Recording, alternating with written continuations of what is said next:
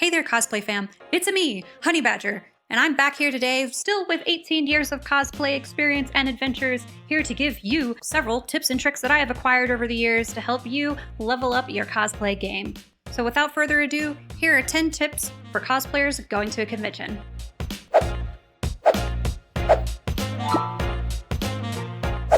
Alright, to kick it off, I know that there's some basics con-going stuff like shower every day, please, shower every day.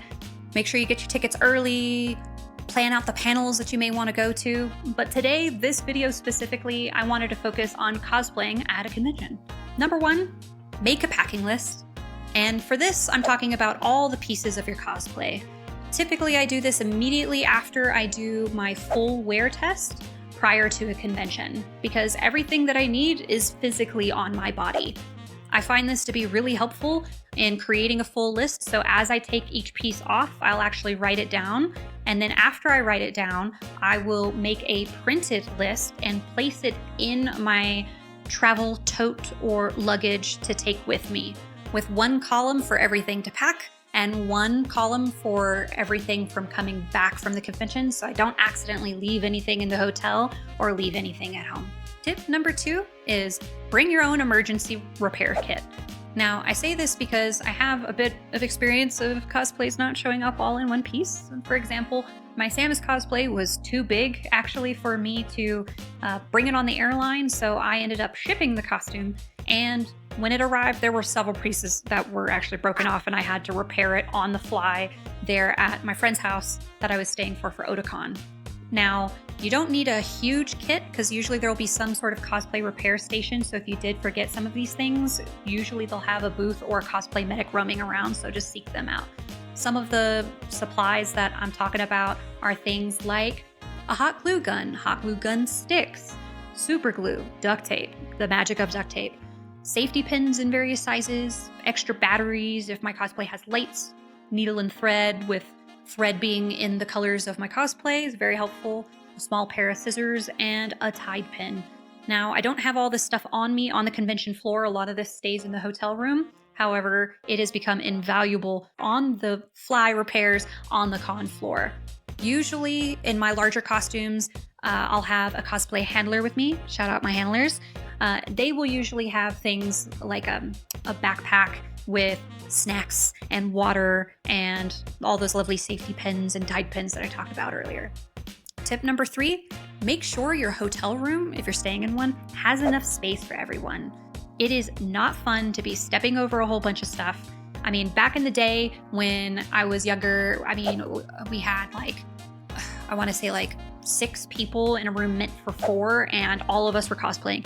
That was not nearly enough space for everyone. Just think the worst thing that could happen is you have one of your delicate cosplay pieces on the floor and your friend gets up and accidentally steps on it, breaking it. Hopefully you can repair it, but it may not always be the case. So I highly recommend making sure you have enough room in your hotel room for everyone. And when I'm talking about enough room, I'm not just talking about floor space. I'm also talking about the coveted mirror space, because this is something that a lot of people don't really think about. Everyone assumes that they're going to have the bathroom mirror and sink area, which has typically, it's not great lighting, but it's better lighting than whatever full-length mirror that they may have by an ironing board. But I would say the last thing you want to do is put in all this effort and get stuck having to apply all your cosplay makeup in a tiny little compact mirror. So do yourself a favor and make sure that you have enough room in your hotel room. Tip number 4 is please iron your cosplay. And I mean every time you wear it. Usually I would do this the night before I intend on wearing it. I would take my cosplay out and I would iron it, because it makes such a huge difference, guys, on how good your cosplay looks. The last thing you want to do is put in all those hours of effort on your costume and then it just comes out to be a wrinkly mess. Now, usually a hotel will have an iron, but I don't like to risk it. A lot of times those irons are absolutely terrible and or dirty. And the last thing that I want to do is spend all that time and money on my beautiful Princess Zelda with her white silk and then go to use the hotel iron and then get this horrific yellow-orange rust stain on it that is impossible to get out. So do yourself a favor, bring your own iron. You know how it works better anyway. Tip number 5, plan your meals. And I mean like a real meal, not just like granola bars and fruit snacks on the floor of the convention. That's not sufficient. I know I struggled with this a lot whenever I was younger. I had a really hard time planning time to eat during the convention because there was so much stuff to do. I was so excited. There was all this stuff that I wanted to check out. But quite frankly, you need a proper meal. And I know food can be expensive in the convention itself. And usually a lot of the areas around a convention that are within very close walking distance can get very crowded. So usually I'll take a look and see what is available nearby. And if the convention center is in a spot that doesn't have a lot of walkable food, then I will usually try to eat in my hotel room. It's honestly preferred because I can get halfway out of cosplay and eat more comfortably and then refresh myself before I go back to the convention floor. If that's not necessarily an option, or you still want to eat out at the con, I typically eat at non-standard times. That can mean a little different everywhere, but usually my lunch will be early, either at 10 if I went to the convention super early, or I would wait and then have a much later lunch around 3 p.m. I just find that the crowds tend to be a lot less than that, while I may still have to wait depending on the location that I choose, especially if it's very, very close or if there's a food court type situation. It is still much preferred than not eating at all. You can get lightheaded and passing out ain't cute. Tip number 6. Speaking of food, don't forget to drink water. And I mean water. I'm not talking about soda or energy drinks or anything like that. You need to stay hydrated during a convention. Now, I can understand some of the unique challenges that going to a cosplay and the bathroom can provide. For example, my Samus cosplay was actually bolted in from the back. So for me to go to the bathroom, I would have to have it unbolted and then most of the armor pieces taken off for me to use the restroom, which that was a lesson learned that I'll always account for. How the heck am I going to eat and drink in this costume going forward? Just because, again, passing out ain't cute. But you absolutely need to stay hydrated during the convention. There are way too many people, and especially cosplayers with all those extra layers on, that typically can get heat stroke or something like that. It could be very, very dangerous. So please stay hydrated. I usually like to have my handler will usually have a bottle of water or 2 on them on the convention floor. So then I don't have to go hunt and pay, whatever, $7 ridiculous that they're asking for water on the convention floor. But at the end of the day, you need to stay hydrated. I promise it's not going to be the end of the world if you have to get off the convention floor and go to the bathroom once or twice. Tip number 7, show up to prejudging or your roll call early. Now, this is specific to those who are participating in cosplay contests. Usually you only get about 2 to 5 minutes with your cosplay judge for prejudging. So it is imperative that you are at least early. I don't mean like you don't need to go crazy. You don't need to be there an hour early. I typically go about 15 or so minutes early to my specific roll call time for prejudging. Partially because that ensures that I'm not going to be late, and just in case something happens or there's like a traffic jam at the con, it happens. But also, if I get there a little early, I get to stand there and chat with a lot of the cosplayers about different things that they did and they made or their costume, and that could be super fun. But it's not just, an hour and a half of me standing there with nothing to do while my feet get tired. Speaking of that, I will say it is also really beneficial to show up to these things early because sometimes, and this has happened to me, the room can change with no notice.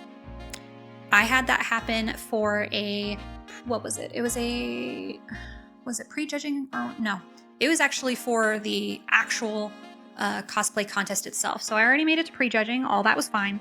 And then they said, hey, just a reminder, the roll call in the green room prior to the actual masquerade is going to be, I think it was something like 5 p.m. I said, great. They confirmed the room. I said, awesome. Well, I end up going to that room again, about 15 to 30 minutes early because my feet were kind of tired. And lo and behold, no one was in there. The room was locked. That was not going to be the green room. I ended up finding some convention staff who luckily was able to tell me and then post a sign for everybody else, but there was no notice that the room had changed. And if you don't show up on time, you can actually get disqualified from the costume contest altogether. So, like my old ex-Marine band director used to say, to be early is to be on time is to be late, and to be late is unacceptable. Speaking of taking care of yourself, tip number 8, get a good night's rest. And what I mean by that, I mean like 7 to 8 hours. I don't mean, oh, I could normally handle 5. No, there's this thing that typically goes around when you're at a convention and, you know, the con gunk, convention sickness, whatever you want to call it. If you do not get proper amount of rest, you're not going to be on your A game whenever you're on the convention floor itself. Your immune system can be compromised. Just do yourself a favor. You're going to look better anyways if you have 7 to 8 hours of sleep. Tip number 9, don't feel pressured to cosplay every single day of the con. Usually people bring 1 or 2 cosplays to them to a convention and cosplay on Friday and Saturday. Saturday is usually the day that the masquerade is on. So when I go, usually I'll have my competition costume ready to go for Saturday, and then for Friday I'll just choose one of my other cosplays that I have. Either it's a character that I wanted to wear again, or it's an older cosplay maybe that hasn't seen a convention in a really long time.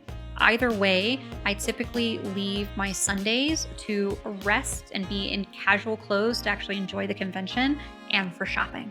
And speaking of shopping, that's my tip number 10, is buy all your swag on Sundays. And I say that because it's not unheard of to be able to score some really great deals on Sunday. I'm talking like easily 10 to 15% off, but I've gotten as much as 50 to 80% off of regularly priced merch just for waiting till Sunday. Usually this is because a lot of the vendors don't want to have to take all that merchandise back with them because it costs them money to do so.